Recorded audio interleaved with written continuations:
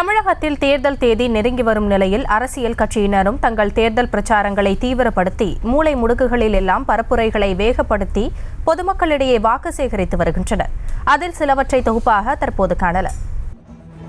சென்னை வேளச்சேரி பகுதியில் திமுக வேட்பாளர் தமிழச்சி தங்கபாண்டியன் இரண்டாம் கட்டமாக வாக்கு சேகரிப்பில் ஈடுபட்டார். அமைச்சர் மா சுப்பிரமணியன் மற்றும் முக்கிய நிர்வாகிகள் தொண்டர்களோடு தீவிர பரப்புரை மேற்கொண்ட அவருக்கு மாலை அணிவித்தும் 4 அடி கொண்ட செங்கோல் கொடுத்தும் சிறப்பான வரவேற்பு கொடுக்கப்பட்டது.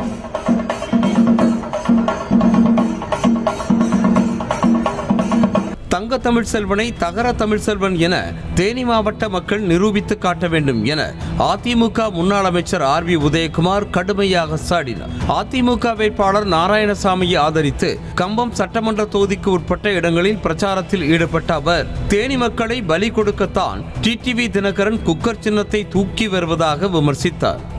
தங்க தமிழ் செல்வன் என்று பெயர் வைத்திருக்கிறார். அவங்க அப்பா தெரியாம வச்சுட்டார்.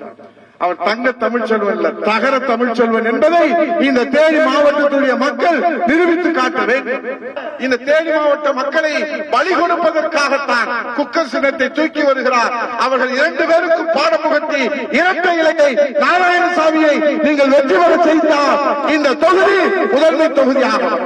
இன்றைக்கு திமுகவிற்கு பிரதான எதிர்க்கட்சி பாஜக தானே தவிர அதிமுக கிடையாது என பாஜக மூத்த தலைவர் H. ராஜா தெரிவித்திருக்கிறார். சென்னை டி நகர் பகுதியில் பாஜக வேட்பாளர் தமிழிசை சவுந்தரராஜனை ஆதரித்து வாக்கு சேகரிப்பில் ஈடுபட்ட போது செய்தியாளர்களிடம் பேசிய அவர் சென்னையில் வெள்ளம் வந்தபோது மூத்த அமைச்சர் ராஜ்நாத் சிங் வந்து பார்த்துவிட்டு சென்றதாக தெரிவித்தார்.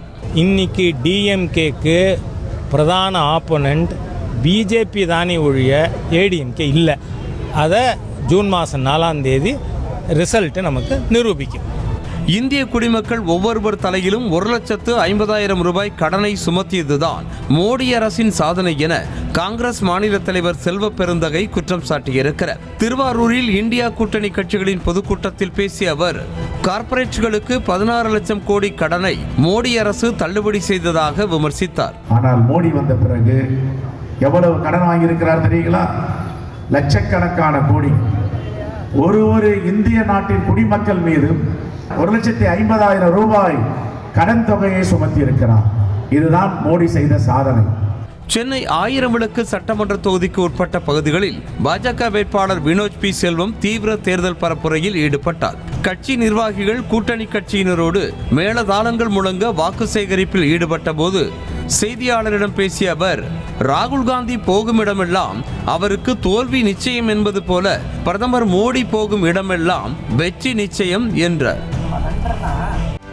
செய்திகளை உடனுக்குடனும் துல்லியமாகவும் தெரிந்து கொள்ள சப்ஸ்கிரைப் பண்ணுங்க.